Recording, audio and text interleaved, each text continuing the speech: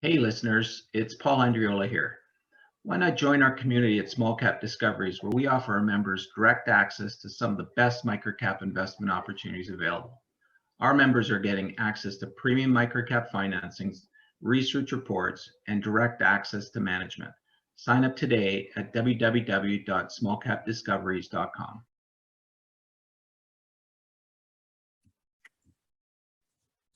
Hi, everyone. Welcome to the Small Cap Discoveries conference call. Today on our call, we have back the CEO, Doug Janzen from Aequus Pharmaceuticals. Aequus trades on the TSX Venture Exchange under the symbol AQS and on the OTC under AQSZF. The company is currently trading at 6.5 cents with roughly 133 million shares outstanding, or about an $8.5 million market cap. I'd now like to hand it over to Paul Andriola. Hey, thanks, Trev. Yeah, great to have Doug back. Doug, we were just talking about the summer that you had. You had a better one than I did, but time to get back to work, time to get back into the markets and all that boring stuff. So we're happy to have you back. Lots happened to Aequus over the last little while since we spoke. So, looking forward to this opportunity to sort of get caught up, and ideally, more importantly, get a good sense of what to expect going forward. So why don't we just hand it over to you, and you can first off remind us what Aequus does, and then maybe give us the best update you can. Sure. Thanks, guys.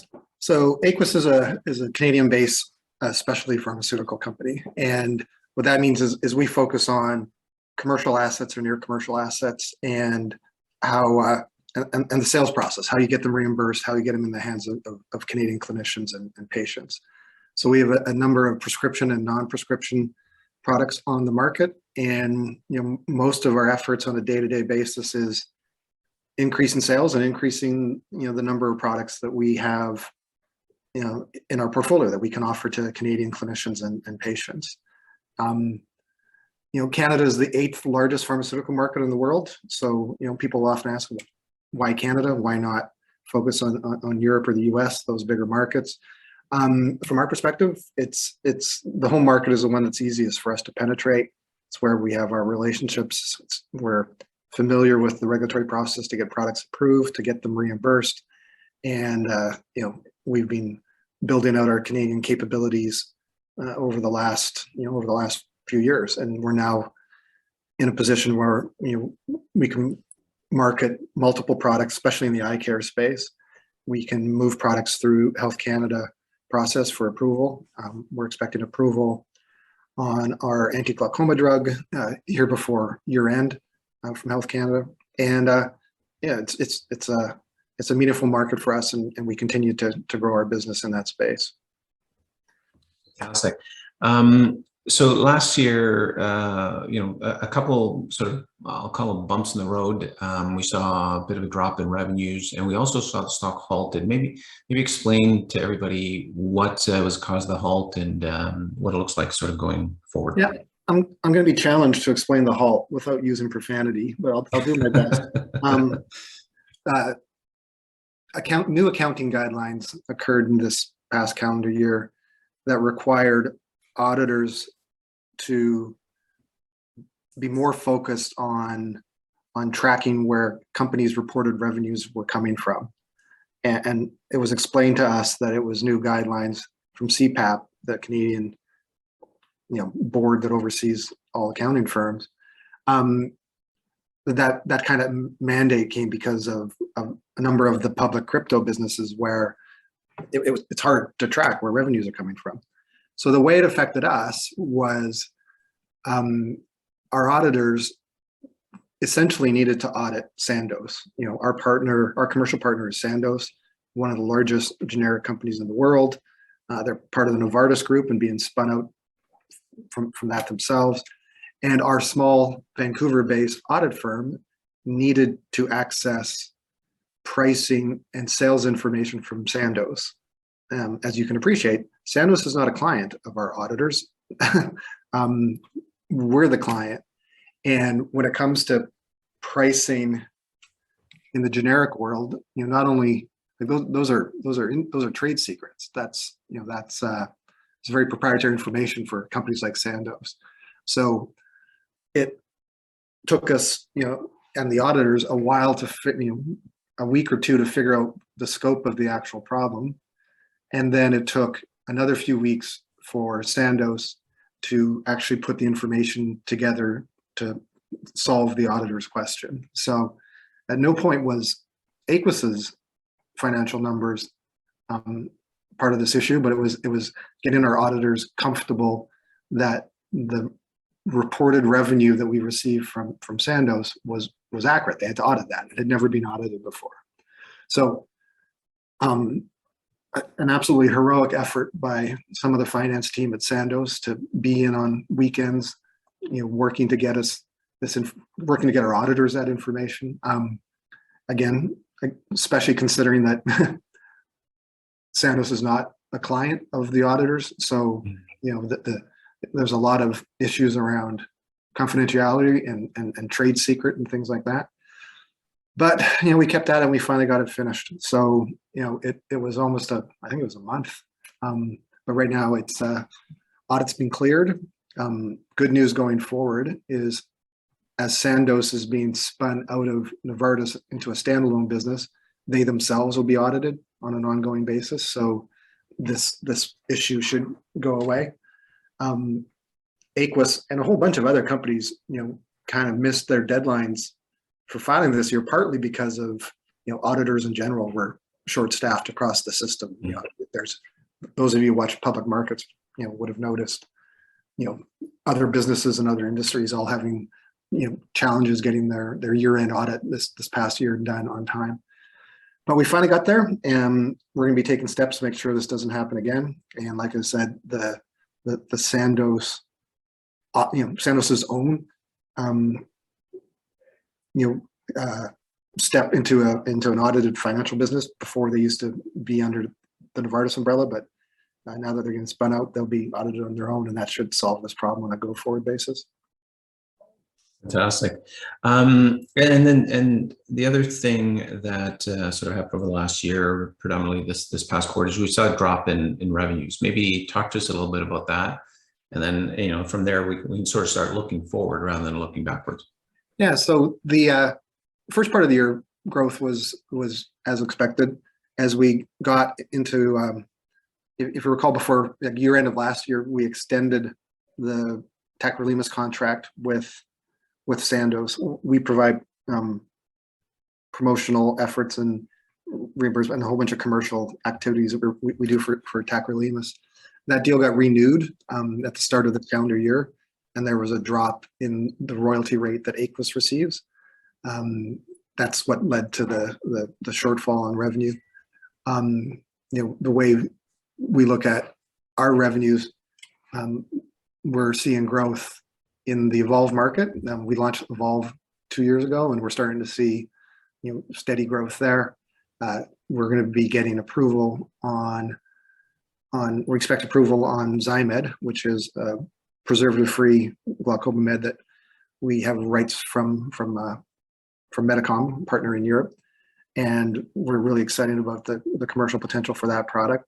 And we're negotiating multiple additional products with Sandoz as they become a standalone business. They're going to be chasing growth like every other generic company, and our whole business is based around growing commercial assets. And if you think about where we are with Titan, we've grown that market 40% against the world's biggest ophtha companies as competition, and we'll continue to do that. Other sources of revenue this year is a few months ago we announced the relationship with Scope, and there's 2 products within that portfolio that we'll be launching. We expect to be launching here before year end. Fantastic. On a different tack right now, you refinanced the debentures. You've allocated significantly more of your own capital to the company. You've been buying back stock. I've noticed a couple other insiders, at least one other insider has been buying back stock. Why? Why the commitment? What do you see going forward that makes you want to invest more like this? I've been in biotech my whole entire life, and especially in startup biotech. I've been lucky enough to manage a number of businesses, and being involved in this space for a long time. It's kind of an observation of mine that, biotech companies don't start working until they do. It might sound kind of trite, but it's everything is hard in the space, but once you have product on the market is being used, things start getting easier. And I think with Aequus, we see multiple products coming to the market over the next few quarters. We have a business that doesn't burn a lot of capital.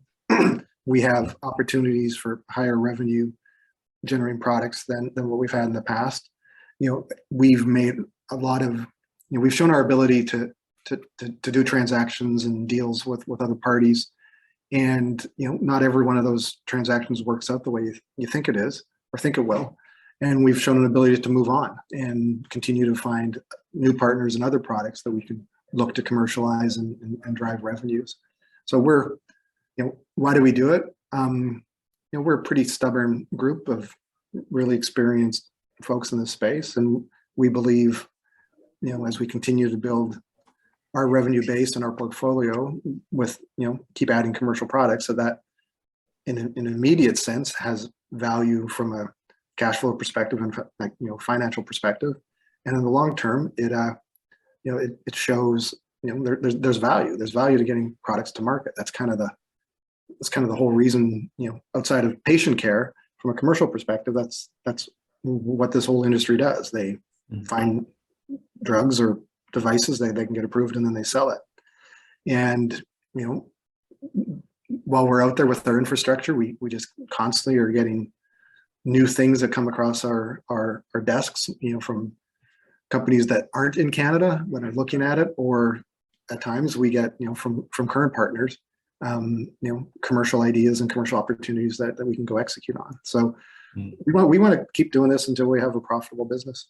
That's our view.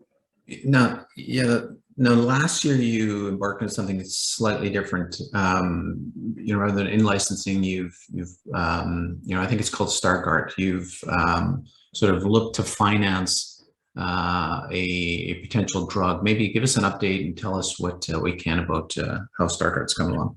Yeah, so Stargardt's is an orphan indication in the U.S.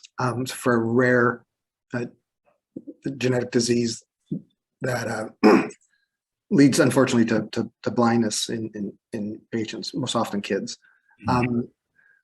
We are not developing that product. Revision, a U.S.-based eye care company, it's their product. They're the ones responsible for developing it.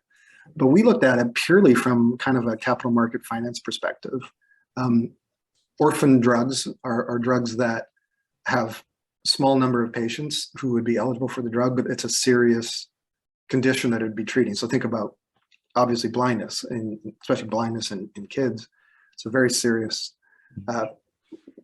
situation. So FDA has given a number of incentives for pharma companies to develop those type of products that may not have a huge commercial base. So there's accelerated timelines. There tends to be very good reimbursement, and a lot of sophisticated biotech funds have made money over the years investing in orphan products. So this was a program that we came across. We didn't license it. What we've done is we've secured an option to commercial rights in the U.S. and we paid a small fee for that. So for us, it's we think it's to this point, it's been not a cash heavy outlay for us. We think the U.S. commercial rights have value. For most pharmaceutical drugs, those are the biggest, that's the biggest value territory in the world. And we are able to kind of sit back and watch Revision, develop this asset, move it through clinic. And, if it works, our option will be worth more and more as they continue to add value to it. And, like every early stage biotech product, if it, surprises to the downside or doesn't have the effect expected, we don't have a huge amount of capital at risk or effort at risk. So it's a financial option that we've put together here for a product that we think has potential but is early stage, and is something that we wouldn't be looking to develop entirely on our own and based off of our current model. Mm-hmm. I mean, is this something that you potentially could sort of sell the option at some point? Is this really, do we look at it as an investment, or is it potentially a commercial, can you commercialize it at some point? Is that the way to look at it? Yeah, both of those are definitely, I think you've covered kind of the scope of the two kind of approaches. One would be to just keep this as a financial play, and then if there's value added, see if we can sell the option, or strong data in a phase 1, phase 2 in an orphan space. There's competitors in the public market, has competitors focused on. If you look at Stargardt's disease, once you're in phase 2, you see companies that have 400 or 500 billion dollar market caps. Sorry, 500 million, not billion, 500 million.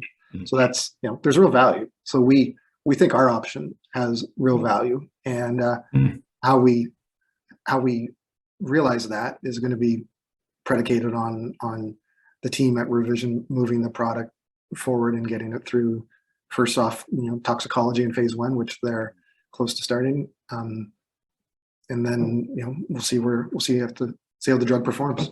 Mm-hmm. On that, can you give us more of a timeline? What's sort of the expected schedule of events? Yeah, it's predicting, like, timelines for drug development are hard in any scenario. When it's for a product that we're not in control of, it's right. Control makes it even a little bit trickier. I know they've been working hard over the summer on preparing for the toxicology in the phase 1 program. We were expecting that to be done probably more like 6 months ago, but this is where they're at. They control the program, and we're as supportive as we can be, but we don't hold the IND or the regulatory file. Revision does. So they're making progress, but they're a small group as well. Gotcha. So you mentioned Sandoz a couple of times. The fact that Sandoz is getting spun out, I mean, to me, it sounds like it's actually an opportunity for you. In essence, you're sort of a distributor for Sandoz. The more aggressive they get, I assume the more opportunities present to you guys. Is that the way we can look at it? And if so, sort of, is there any, I don't want to say schedule of events to expect out of that process? Definitely not a schedule of events, but I think you're mark on with the observation. We grow revenue for Sandoz for their products, for the products that we commercialize. If you think about Titan, glaucoma, like the largest players in eye care in the world are in glaucoma, and we have grown market share for Sandoz, quarter over quarter for a few years now, going up against the biggest players in eye care. And I certainly, as Sandoz, I don't want to speak for Sandoz in any sense, but I believe their plan is to spin out private equity and, spinning them into a standalone business. And those of us from the capital markets know how, especially with private equity shareholders, they're going to be looking for growth, right? So I think, Sandoz is going to be thinking about growth daily and looking for growth daily, and they're going to have, new owners and partners that are going to want to see that. And we think we're in a good spot to continue to work with our partners at Sandoz and grow revenue in these areas that we're already in the marketplace executing for them. Now, Doug, you've been at this for a long time. You probably understand the capital markets aspects of life sciences better than most. I know. What do you see out there right now? Just in general, if we take a step back, what do the life science markets look like now, sort of post-pandemic and somewhat of a crash in the capital markets for life sciences? What do you see going forward? I think biotechnology in general, really kind of proved its worth during the pandemic. The rapidity, like what the antibodies, therapeutics did and then vaccines did, it was amazing. And that story can't get told enough about just how fast industry was able to respond to this new scenario. And as everyone knows, there was money made, right? The pandemic, the capital that came into the markets, not just for biotech, but just from government programs and things to kind of reinflate everything. Biotech was able to win a whole bunch of, big percentage of that capital. It's definitely slower now. And, all of us who are in the sector, they tend to have one strong financing market, 1 year out of every 3. And we've had our one good year, I think, of a year and a half ago. So it's a tougher space right now, no question. Long term, though, it's, this industry continues to innovate, and I think it's not going anywhere. There's a lot of smart developers with good programs, and they've been well capitalized, and I think it continues to roll. Do microcap Canadian listed biotech stocks have a bull market? I don't think there's such a thing as a bull market for those companies. It's companies will have good events that'll drive shareholder value for a while, and then they'll have then they have to go find the next leg. And it's I imagine this market's going to be pretty similar to what it feels like right now for at least the next 12 months. Yeah, good point. And I would agree. The back to Aequus directly, sort of what sort of key milestones or key catalysts do you think that we should really pay the most attention to, say, over the next year or so? Yeah, so we'll be launching 2 of the Scope products. The transaction we did with Scope here before year end. We expect to have those on market. Our next generation glaucoma drug Zymed, we expect Health Canada approval here in Q4. And then we'll be, once we have approval, we'll be working through the reimbursement side of it, and we want to get that launched. We'll get that launched next year.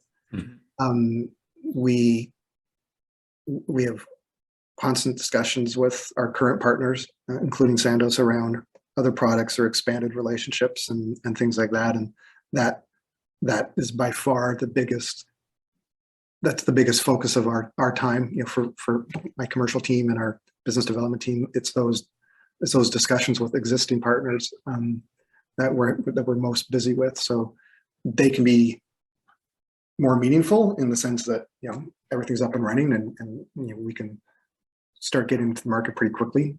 With new relationships, it takes longer. With new products, you have to go through, like I said, reimbursement and the approval process. But with some of our, with already commercial products that our partners have, that we can drive sales and do our thing. Those deals we're hoping to have a few more before we get to the end of the year, and those are ones that we can execute on quickly. So. And then, you faced a number of challenges over the last couple of years. What going forward, where do you see your biggest challenges to be able to move the business forward? That's biotech. There's something going wrong every day. No kidding. You get at it, you fix it. I think in general, it's cost of capital is something that you can't really influence, but you think about it a lot, and that goes to your question about the capital markets.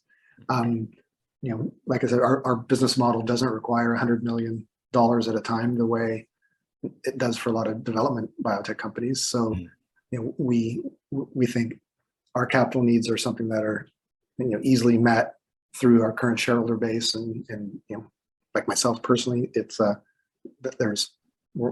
those are things we don't lie awake at night. It's just growth. We want to keep growing the business, and where can you find meaningful growth at the right price, and can you execute? And those things, that's what we've been thinking about and worrying about 2 years ago, 3 years ago, this year, next year. That's the main stuff that we focus on. Keep growing. Keep growing. Yeah. Gotcha. Listen, I think we've covered most everything I can come up with. Is there anything else that we sort of missed, or any key message you want to make sure everybody walks away with today? What would that be? We've shown our ability to launch products, add products to our bag, continue to build out the business. We've shown our ability to survive challenges that, man, that audit one, you just could not, you could not dream of something as ridiculous as that. And it, we're, like I said, we're a stubborn group of people who know what they're doing. We're invested, have our own capital invested, and we think we can build, like a profitable business. And then, once that's achieved, then start trying to build a more profitable business. And we've taken market share from bigger players in Canada for the last number of years. We've shown an ability to bring new products into Canada, and you kind of pour those ingredients together. You mix in time and money, and this should continue to work. The question then is, how fast does it work? And investors want it to work real fast. So do we, but sometimes things just take time. Like I said, these companies don't work until they do, and we think we're really close to being able to show that not only they continue to add products, but people can now see where break even can be achievable, and the deals do seem to be getting bigger. Those are the kind of metrics that we want to be able to meet for our investors. It's fantastic. Well, Doug, I mean, you've certainly, on a personal side, you've shown that you know how to find fantastic opportunities. Looks like you've got a good base to work from within Aequus to go and do it again. So we're pretty happy and pretty optimistic for the setup that you guys have. And now that some of the challenges you faced in the last year are kind of dealt with for the most part, looks like things are at least looking like they're going in the right direction. So I want to thank you again for joining us today, and always enjoy the updates. And if anybody wants more information, what's the best way to get access to you or the company? Email me directly. My email's on the website. So djanzen at AQUSpharma.com. Perfect. Well, great. Well, listen, we've been speaking with Doug Janzen, CEO of Aequus Pharmaceuticals, AQS on the Venture Exchange. If you have any more questions, feel free to either contact us or, as Doug said, contact them directly. Doug, thanks again for joining us today. Thank you. Thanks a lot, everyone.